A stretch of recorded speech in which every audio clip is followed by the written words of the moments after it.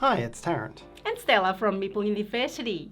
Today we are going to do a preview video of Once Upon a Line. Now we haven't done a lot of these, so it's basically just an overview without our thoughts. It's like a review but without our thoughts because this is still a prototype and it is kickstarting very soon from today. And this game is by William Aubrey and Dan Tugano. It's published by Pert and Falcke. And Lucky Duck Games. In English. Yes, in English. So, and we are going to start giving you the overview. And this game is for 1+ player. Yes, so it's a cooperative narrative, essentially. And what we are going to do is we're going to show you the game through the tutorial. So we are going to spoil the tutorial to a large extent. But the tutorial is there to learn, and I figure this is the best way to explain the game. So this is a narrative adventure that involves a scratch-off word puzzle. So here we will begin with the tutorial scenario. Month of August is in full swing. The honey harvest has begun. Iria is very proud of her bees. They've been very prolific. And just like every week, the young swarm keeper has to go to the city of Kel to deliver her honey samples to the analysis laboratory. But today, Iria is lagging behind and evening is fast approaching. Servant, who was supposed to take over at the shelter, has not yet returned. The journey becomes more and more perilous with each passing minute, and with nightfall comes many terrifying nocturnal insects. So we've got a quest to get to the city and an instruction to turn over the board and scratch off the arrow squares without using action tiles. We also unlock our first character, which is Iria, plus Iria's skills here. Iria can be gifted, skillful, and adroit, but we'll put that to the side and show you what that means a little bit later. All right, so we flip this over and we scratch off these symbols. Well scratched, Tarrant. Indeed. So what we know from this, it shows us that we have one of the game's words, one of the words that's in the scenario. And we know this because the word dwelling here is between two vertical lines. We also know that there's a word here that ends with or starts with an E, because we've got one vertical line, but we can't see the other.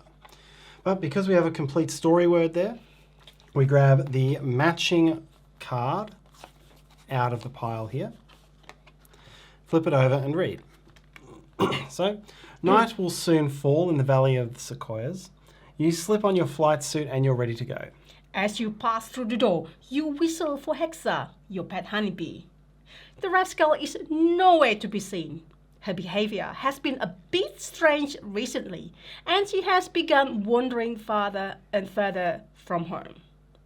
It is very likely that she's wandered off again, perhaps hiding in a wild colony, or maybe she's dozed off in a secret cache. So what we know from this, we've got 3 blue words on here: honeybee, colony, and cache. And we know that those words are going to appear in the blue zone on this map. We also know, because these two are underlined, colony and cache, that they overlap with the word dwelling. And so what we're going to do is we're going to go off trying to find those words. And for cache, it's very easy to see where it has to be. We know it has to overlap with dwelling because it's on here, and the only way that can happen is by ending off this E. If you look up these other letters, it can't go any other way. So we will take an action. It's going to take us 4 letters, and so we use our 4 square tile, like so. All right? These count our actions. Every time we run out of action points, we have to start having negative effects happen to us up here. So we're going to do that. We're going to scratch off. First action that we have out of 4. And we're going to scratch off these 4. And lo and behold, we find cache. It's from the bottom up. Let me just collect your rubbish, Tarrant. Yes. Now, what this tells us, we've got a curly bracket here and a straight bracket there. So this is not a story word. There's no card corresponding to cache. What this allows us to do is cross off the matching letters, so we get this out of the way, on Iria's skills. And when we can cross off a complete word, it's going to give us some extra tiles and bonuses. So we take our trusty pen. We can cross off the letters C-A-C-H-E on here. We don't have a lot of those letters. All we can cross off is the A in adroit and the E in gifted. So that is that action complete. Now let's go back here. We know that the other word that we may be able to find right now is colony. And there's a couple of places that we could find colony. It could be off this L, it could be off this L, it could be off this N. So we're going to have to use some trial and error to find it. We also want to use our tiles as efficiently as possible. So there's a couple of things we could try to do. Possibly the most efficient way, we know that there's 3 letters either side of the L. So if we go off an L, we probably want to use a 3-digit one here. We might go a little bit too far, we might not. So I would suggest, let's just try things out. Sure. We'll try this. Actually, no, let's try this one here. I reckon there'll be a little bit of spacing between them. All right. So we use that action and then we scratch up to 3 letters. One at a time. One at a time. So it was here. So first letter, we come across an obstacle. This is a stop sign. So it simply means that there's no word there. We have to stop our action. So we've wasted a couple of letters. All right, now maybe let's try off the N. So we know there's only 1 letter either side of the N on one side. So maybe if we use this 1, it will help us to find out, should we search the other side of that with a 4. All right, so we'll do this as our third action. And cross this one off here. And it's just a space. There's no letter there. All right, so we know colony's not there. Nope. It means we know colony can only be on this one here. So it's either going to be C-O-L-O-N-Y or C-O-L-O-N-Y. So we've got 7 points of letters left, and we can do this as an entire action. We can run a couple of these together. Either going up then down or down then up. So I don't think there's a truly efficient way that we can make sure this works for us. Yeah. But we definitely want to have at least 3 above and 3 below. Yeah. We know that should cover it. So if we run these together like so, we're going 3 above and 3 below. We still have to scratch them off one at a time. So our only risk here is that we hit an obstacle going beyond the end of a word. So let's put them in the action slot. So all go to 1. Yes. So we have to scratch out from our current word. So let's go up first and then down. Okay, we've got an O. We knew that was going to happen. We've got the N. And we've got the Y. Oh, that's good. That's good. We know we can't hit an obstacle beyond, and then we do 3 below, O, C, and nothing. Okay. All right. There we have it. So we have found colony. It's between 2 straight lines, and that means we get the next part of the story. Ooh, exciting. Which means that we're looking for colony. Colony.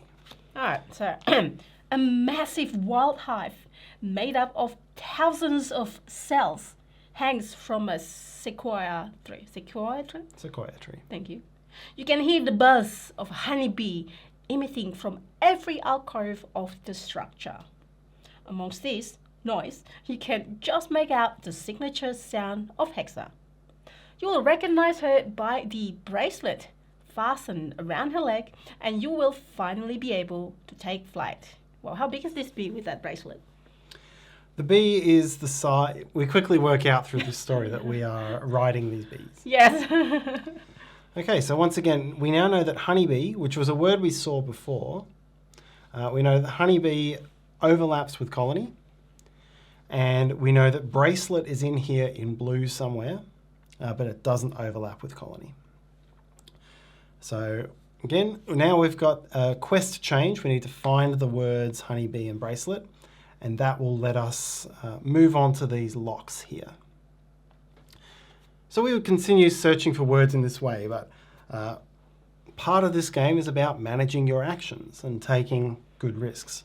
We are out of both actions and tiles. So we need to spend our next turn refreshing. So these all come back.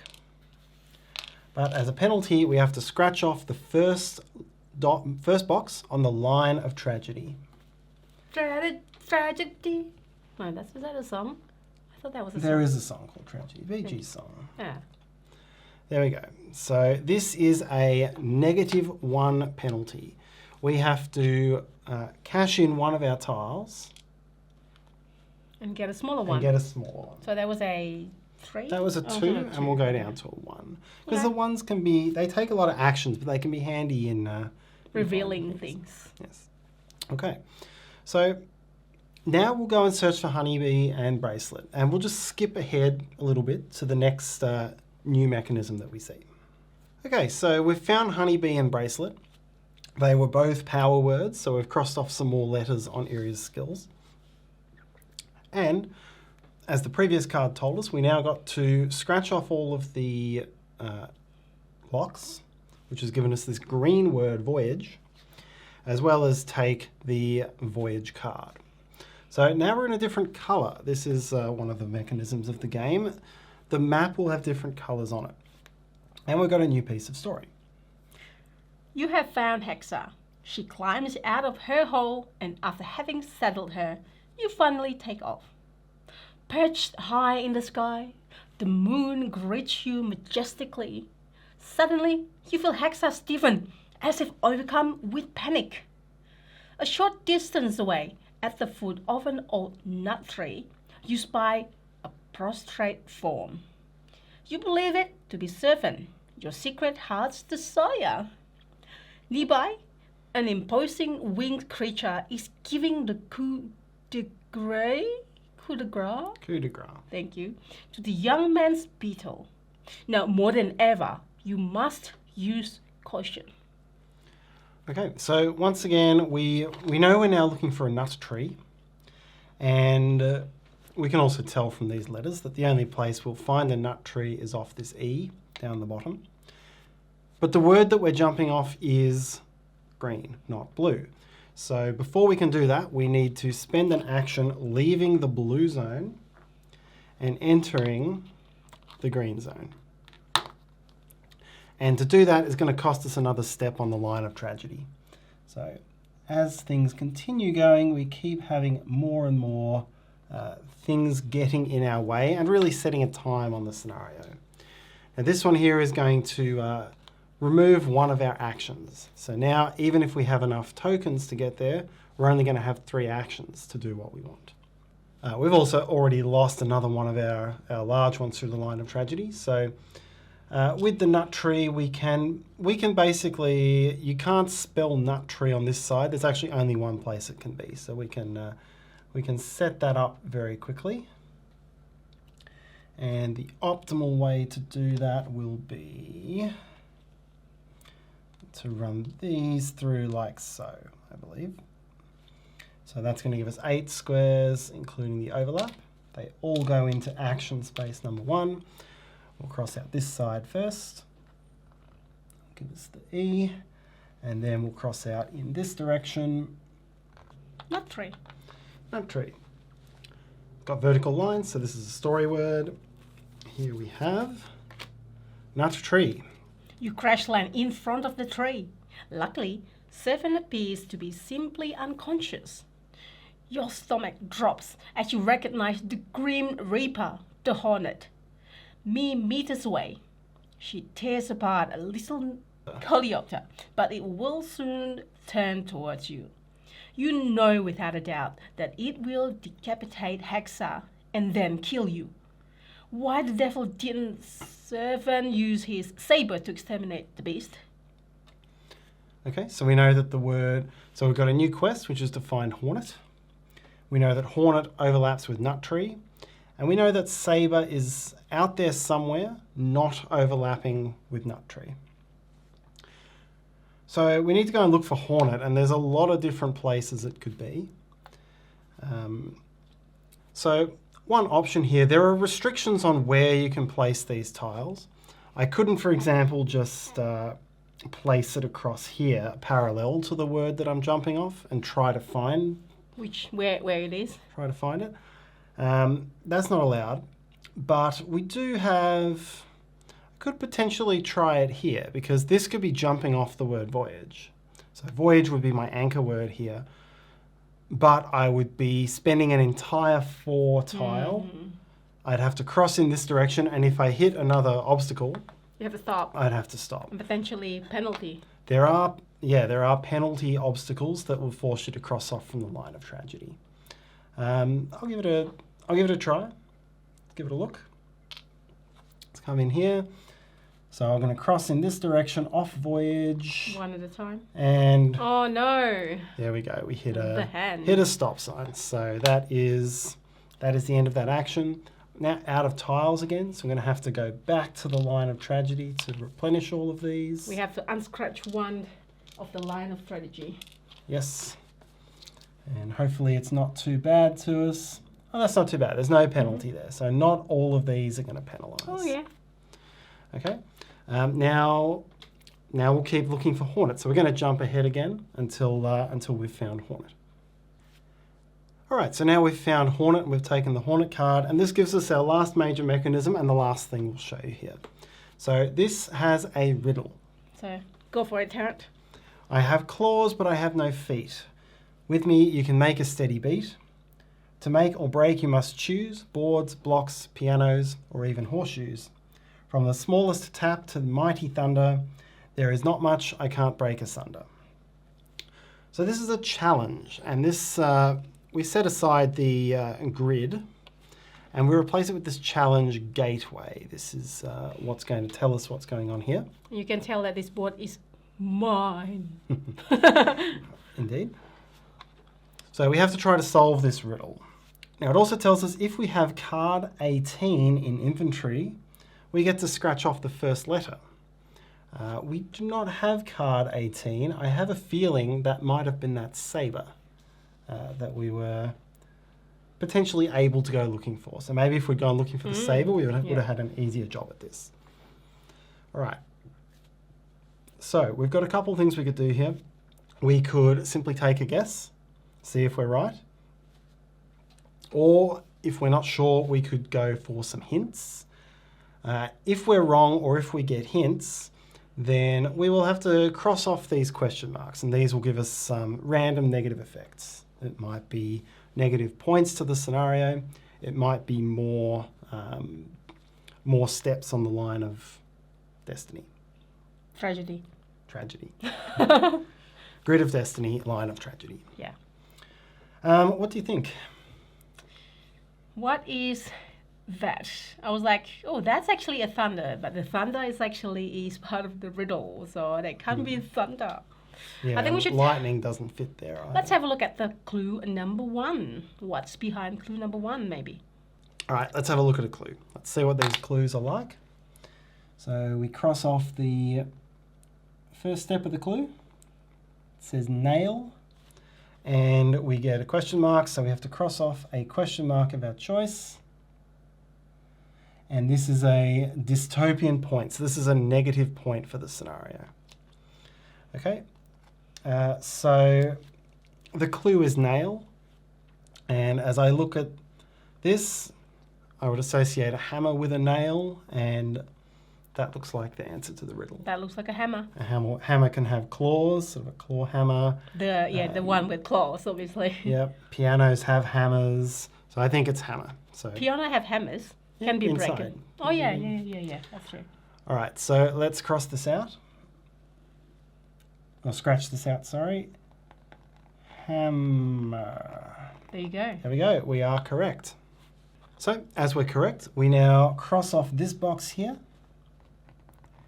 And it tells us which card to take next, Z98. So we go back to our deck, Z98.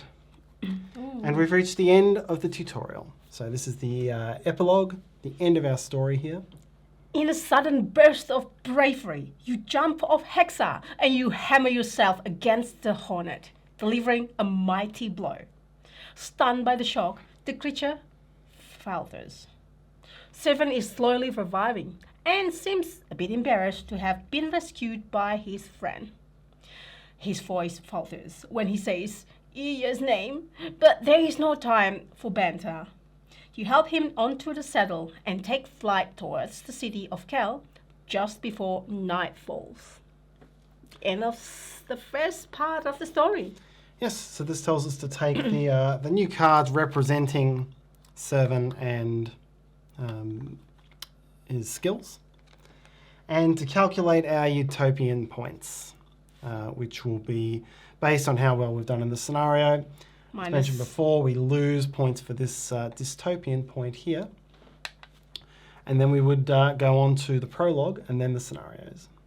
So that is fundamentally the game. Let's say the previews or the prologue comes with a grid like this. You'll be going much more substantially through the scenario. As you can see, the line of tragedy is a lot longer. And then as you go on to subsequent scenarios, there are much larger grids, more icons there, things to do, and a whole lot of challenge gateways as well for all the different scenarios that will come up.